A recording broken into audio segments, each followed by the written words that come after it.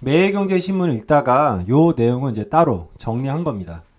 이제 경제신문 읽다 보면은 교육에 관련된 내용이 참 많이 나오거든요. 되게 알짜 정보가 많이 나오는데 많이 스쳐 지나가죠. 그래서 요런 거를 이제 좀 정리해 갖고 제가 주말에 한 번씩 경제신문 내용을 정리해서 올리고 있는데요. 이제 교육에 관련된 건 이렇게 따로 빼갖고 이야기해야 되겠다 생각을 먹었습니다. 저는 원래 경제에 관련돼서 잘 몰랐거든요. 그래서 예전에 생도 때 휴가를 나왔다가 기차에다가 그때 보급품이었어요. 카스트가 보급품이었는데 잊어먹으면 안 되는데 그걸 두고 내렸어요. 두고 내렸다가 그거 잊어먹으면 엄청 혼나는데 나중에 그거를 제 뒷좌석에 앉은 어르신이 노부부죠. 그분이 전화가 온 거죠. 저희 학교에. 그래가지고 생도가 물건을 두고 내린 것 같다. 그래서 주인을 찾아주려고 하는데 누구냐 이렇게 물어보길래 이제 제가 뭐 저밖에 잊어먹은 사람이 없으니까요. 그래서 제가 훈육관님한테 얘기해갖고 이제 카세트를 찾은 기억이 있는데 그 할아버지가 서울대 상가를 나왔고요. 그 다음에 그때 당시에 회계사셨어요. 회계사 하셨고 외대 근처에 사셨는데 그래 너무 고마워서 인사드리러 갔죠. 인사드리러 가니까 되게 힘들게 공부하셨더라고요. 부모님이 다 안 계셨고 고아인 상태에서 남의 집에서 컸어요. 남의 집에서 커갖고 공부를 해서 나중에 이제 서울대 나오셔갖고 경제학과 나와서 회계사를 하신 건데요. 제가 그래서 이제 그분이랑 친해지면서 아니 어르신처럼 성공하려면 어떻게 해야 됩니까? 그러니까 미스터 채 하더라고요. 미스터 채. 나보다 경제 공부 어설프게 공부하는 놈들도 지금 나보다 부자야. 하면서 경제 공부해 이러더라고요. 그래갖고 경제 공부는 어떻게 해야 되는데요? 그러니까 그러면 경제신문부터 읽어 이러더라고요. 그래서 그때 당시에 22살이었는데 22살 때인가 23살 때였고요. 생도 4학년 때니까 그때부터 이제 경제신문을 구독을 했죠. 처음에는 뭔 내용인지 모르겠더라고요. 그래서 우선은 첫 줄만 읽었어요. 뭐 그 할아버지가 첫 줄만 읽으라고 하니까.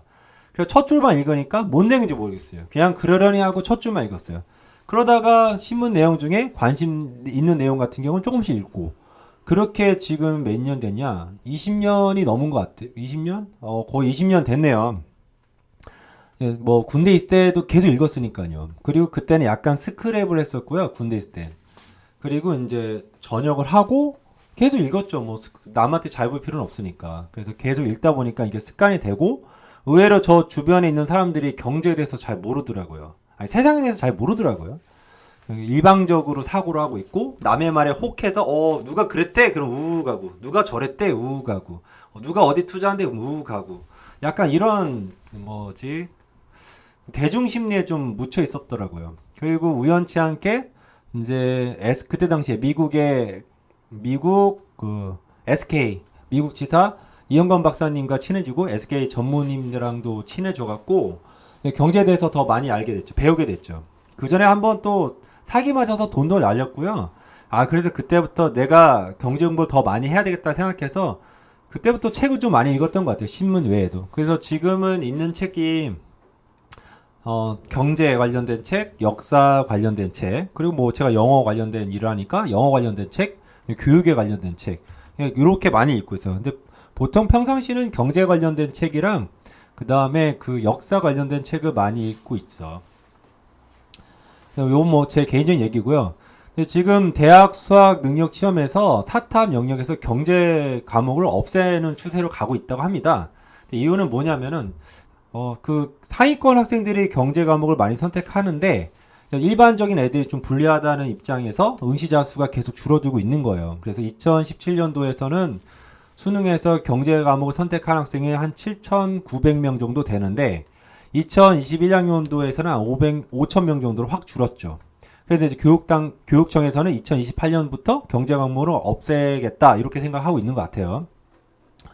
그러니까 이제 경제학계에서는 좀 제대로 된 학교에서 경제교육이 없는 상태에서 이렇게 운영이 되면 아이들이 좀 삶에 좀 힘들지 않을까 이렇게 우려하고 있어요. 그래서 지난해 20세 이하의 이제 청소년들이요 국내 파생 상품 투자액이 1조 800억 원 넘었어요. 근데 제가 보기엔 이건 투자가 아니고 투기한 거예요. 얘네들이 초고위험 투자죠. 그러니까 아마 이렇게 증권사나 아니면 은행이나 이런데 금융업계 가면 거기서 권해주는 상품을 고르면 안 돼요. 자기가 딱 생각을 하고 골라야 되는 거죠. 왜냐하면 그쪽에서는 수수료를 가장 많이 내는 거를 권하기 때문에 본인이 좀 영리하게 해야 되는데, 보통 투자를 할 때 뭐 남들이 뭐 했다 해서 투자하고 아니면 거기서 권하는 대로 투자를 하거든요. 그러면 호구 되는 거예요. 그리고 한 번은 이제 뭐 어르신들이랑 얘기하면 예금도 제1금융권에 예금해야 되잖아요. 제1금융권이 뭔지도 모르는 사람도 의외로 많아요.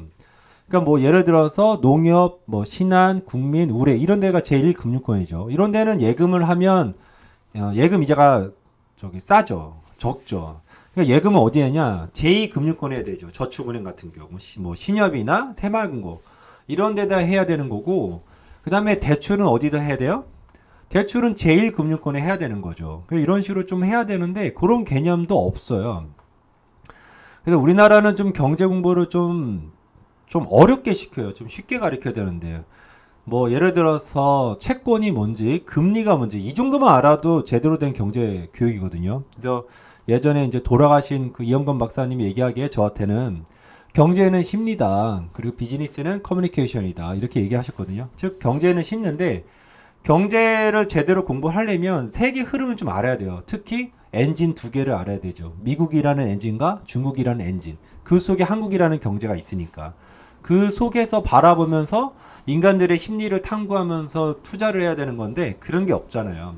그래서 제대로 된 경제 공부는 이런 수치, 도표를 경제 공부하는 게 아니고 우선 기본적으로 역사, 그 다음에 경제 관련된 역사, 이런 거부터 좀 사회에 대한 현상, 이런 것부터 해야 되지 않을까 생각되는데, 일선에서 가르치는 선생님조차도 경제에 대한 어떤 이 뭐랄까 학문적인 개념밖에 모르기 때문에 아마 와닿지 않을 거예요.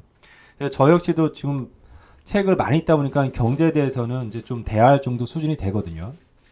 그래서 제가 요즘에 책을 지금 뭐 평상시에 제가 한 달에 책을 한 권 정도 읽는 것 같아요. 아니면 뭐 지금 뭐 5권은 동시에 읽는데요. 많이 읽지는 않고요. 한 장씩 읽어요. 아니면 한 쪽씩. 뭐 시간 남으면 뭐 한 10장씩 읽고. 근데 최근에 작년부터 좀 읽었던 책 중에 제가 요 학원에 꽂혀 있는 책들이거든요. 근데 보통 지금은 이제 역사, 경제, 그리고 뭐 경제부 보고서 이런 건데, 제가 어렸을 때 저한테 와닿게 경제 관련된 와닿게 온 책은 부자 아빠 가난한 아빠 책이고요. 그 다음에 화폐 전쟁 이야기가 좀 와닿더라고요. 그것만 읽어도 대충 흐름 알겠더라고요. 근데 최근에 읽었던 책은 인플레이션의 시대, 뭐 작년에 읽어봤고, 그 다음에 부의 추월 차선, 뭐 종합편인가 완결편인가 이것도 되게 좋았던 책 같아요. 작년에 읽었을 때. 그리고 최근에는 스킨 인 더 게임, 이 책도 되게 와닿다 생각이 들더라고요. 역사책 같은 경우는 저는 로만 이야기, 시오노 나나미가 쓴 책, 그 책이 가장 괜찮고요. 그 책은 또 다시 한번 읽고 싶더라고요. 완독을 다시 처음부터 다시 하고 싶더라고요. 경제 관련된 책도 많이 읽는데 저는 세상이 좀 궁금해갖고 너무 궁금해서 미치겠어요. 그래서 그때마다 책을 좀 찾아보고 또 저보다 잘난 사람을 제가 좀 좋아하거든요. 근데 주변에 별로 잘난 사람이 없어서 책을 읽게 되더라고요.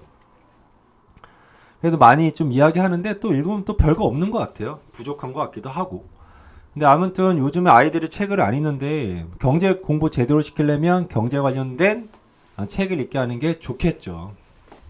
뭐 수치 도표 있는 거 말고요. 그래서 지금 너무나 책을 안 읽어서요. 이것도 매일경제신문 저번 주에 나온 내용이에요. 우리나라 그 청소년들이요, 인터넷 그리고 SNS에 빠져가지고요, 소위 MZ세대, 그러니까 20, 30대 포함하는 거예요. 국어 읽기 능력에 대한 우려가 커지고 있다고 합니다. 그러니까 문해력이 없다라는 거죠. 이게 예전부터 나왔어요.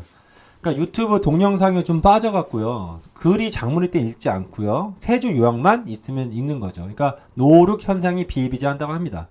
지금 학교에서도 뭔가 누가 정리해주지 않으면 애들이 암기 안 해요. 뭐 가볍게 암기하고 뭔가 딱 넘어가려고 하고 있거든요. 그래서 아이들이 사고가 일방적이에요. 제가 영어를 가리키는데 답답해 미치겠어요. 내용을 이해 못해요. 영어를 해석이 문제가 아니고요, 영어 해석한 내용을 이해를 못해요.